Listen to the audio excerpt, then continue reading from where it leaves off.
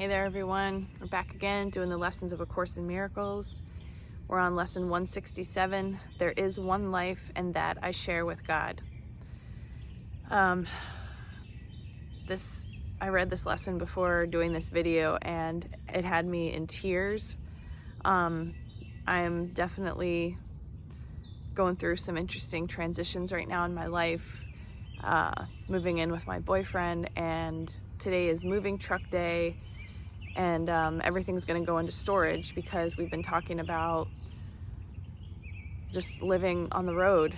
I don't know if that means in an RV or tents. I don't even know. Like it sounds really awesome and also extremely scary. And I just feel very tormented right now because of my mind, and these lessons are helping me so much. I'm at the point now where I want to call on Jesus when we're having disagreements, and I literally say it out loud, and I think it sounds crazy, and I feel judged because of my Course in Miracles beliefs versus the normal world. And it's so hard because I feel like all that is my consciousness pointing at me and showing, well, I don't know if it's my consciousness, but whatever it is showing me maybe I don't really believe in what I'm reading, or my mind is doing away with what no longer serves, and this is the transition period, or whatever it is. It basically sucks a lot. And yeah, I don't know. If it weren't for the Course, I think I would maybe be literally crazy. But even that, it's still not normal, so I guess that's cool. All right, so here we go. There is one life, and that I share with God.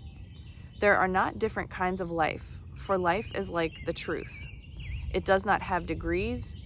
It is the one condition in which all that God created share. Like all his thoughts, it has no opposite. There is no death because what God creates shares his life. There is no death because an opposite to God does not exist. There is no death because the Father and the Son are one. In this world, there appears to be a state that is life's opposite. You call it death. Yet we have learned that the idea of death takes many forms. It is the one idea which underlies all feelings that are not supremely happy. This is where it gets really tricky. So death is the one idea that underlies all feelings that are not supremely happy. I think some people also call that spiritual bypassing in a way. If you want to feel happy all the time and never look at your shadow, it's considered, irresponsible in some way.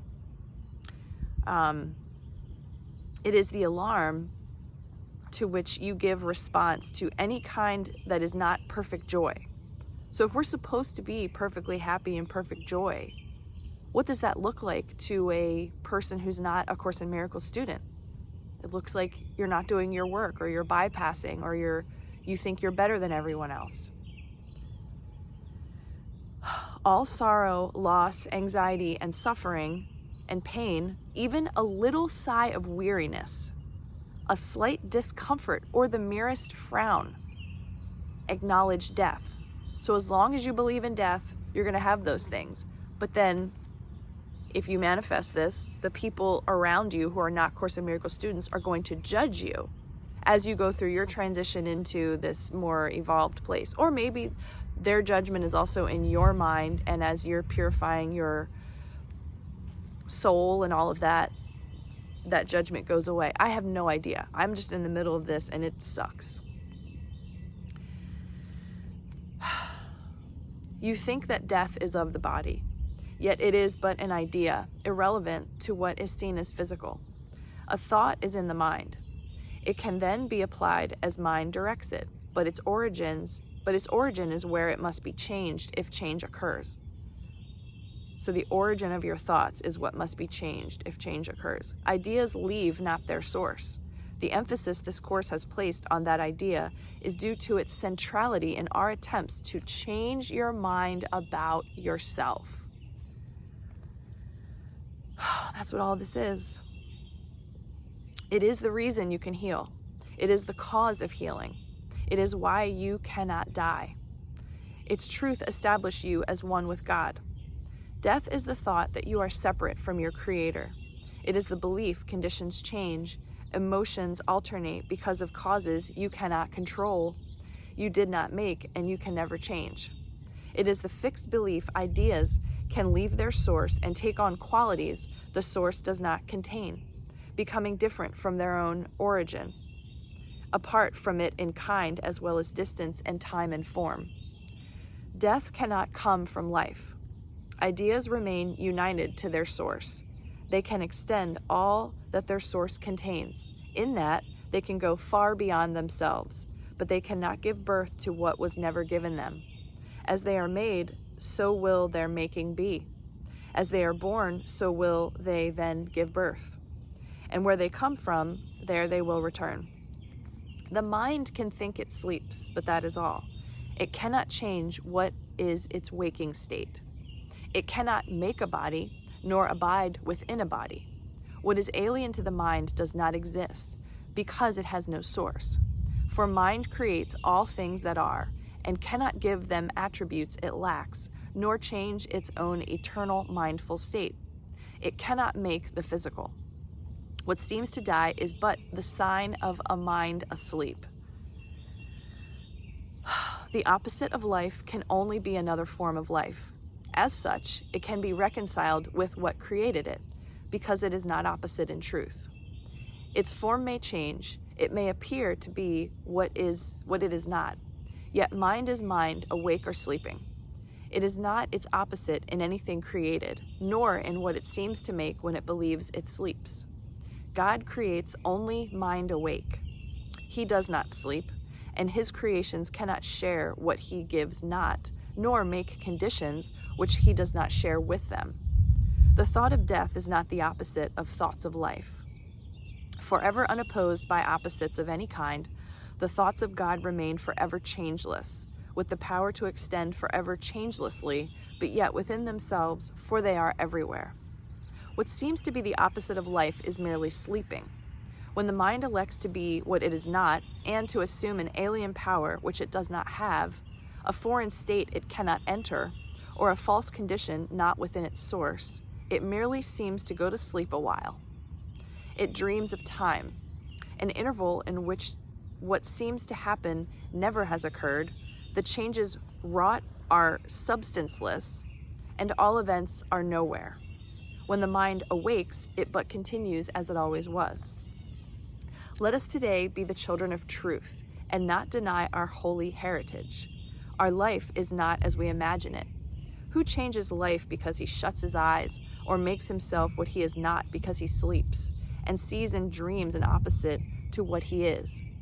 We will not ask for death in any form today, nor will we let imagined opposites to life abide even an instant where the thought of life eternal has been set by God himself. His holy home we strive to keep today as he established it, and wills it forever and ever. He is Lord of what we think today, and in his thoughts, which have no opposite, we understand there is one life, and that we share with him, with all creation, with their thoughts as well, whom he created in a unity of life that cannot separate in death and leave the source of life from where it came. We share one life because we have one source, a source from which perfection comes to us, remaining always in the holy mind which he created perfect. As we were, so are we now and will forever be. A sleeping mind must waken. As it sees its own perfection mirroring the Lord of life so perfectly, it fades into what is reflected here. And now it is no more a mere reflection. It becomes the thing reflected, and the light which makes reflection possible. No vision now is needed, for the wakened mind is one that knows its source, itself, its holiness. So our wakened mind doesn't believe in death, and as such, we won't experience the little upsets, the big upsets. Oh, it's so frustrating. Okay, lesson 167 from A Year of Forgiveness. Let's see what Jesus has to say over there. You are blessed beings indeed. I am that one you know as Jesus. These lessons have become quite a challenge to your belief system, have they not? Well, they have, in fact, really poked at some of the fundamental ideas you hold about yourself, your life, and your purpose here. You are not a body. You are spirit encased in a heavy, physical, material manifestation of separation, and it is not who you are. The body is not who you are. And the body is the only thing that seems to die because you leave it. You leave it when your life here is done. When you have expressed and opened to as many new ideas as you are able to in this lifetime. When you have done all the work you can do here, then it is time for you to leave this place of separation. With you go all the ideas that have not yet been healed and the need for another incarnation. That kind of came across like, ugh. With you go all the ideas that have not yet been healed and the need for another incarnation. Yikes. This is something this generation is very lucky to have in their experience, the opportunity to awaken completely within the body in this lifetime. But you must dedicate yourself to love and not to fear. This is why your society promotes fear so intensely. The designers of your mass media systems know what's going on. That is why we're seeing so much bad out there right now, if you're tuning in, which I try very hard not to. The designers of your mass media systems know what's going on. They understand this, the end of a spiritual season, and this galactic speed up gives you the opportunity to awaken completely in your lifetime. And the media knows that. And they're forced to try to prevent that from happening. What does this mean for you? Well, it means you choose love as often as you can. It means you do not embolden your fears by indulging in them. It means you make changes in your life where you feel strongly that they need to be made. Self-expressing, love-extending idea in the mind. Spirit asks you to be, okay, I'm going to read that last sentence again. It means you make changes in your life where you feel strongly that they need to be made because Spirit asks that you be yourself. Man, that is so, so important. Spirit asks you to be the loving, self-expressing, love-extending idea in the mind of God you truly are. That means you honor yourself. You honor those things you feel drawn to because you are drawn to them for a purpose. You are drawn to them because those things are in your mind. Some of you will say, well, I am drawn to bad things. And we say, well, if you are drawn to bad things, then you are not doing the course lessons. And bad things could be alcohol, drugs, pornography, whatever, you put that label of bad on, okay? And no judgment. Nobody's perfect. It's, we are trying to do the best that we can, okay? You are not aligning with them. You are not practicing them. Talking about the Course in Miracles lessons. Bad things are not in alignment with these teachings. You must look at how you utilize your free will and preferences. Sometimes these lessons go against your preferences, and this challenges those of you told you must go with the feelings you have to do what you want to do. We have described to you the difference between the ego's needs and those deeply arising passions, ideas, and inspirations that come from deep within your heart and mind. They have a different feel, and only you can discern which are ego-driven. If you go beneath the form, you get a feeling of limitation and fear. If I don't get this, someone won't love me. If I don't behave this way, I will be abandoned. These are fearful ideas and feelings. When you are guided by Spirit to express your true nature, you get a positive feeling. You get a feeling of excitement, elevation, and joy. And only you can know the difference between those things.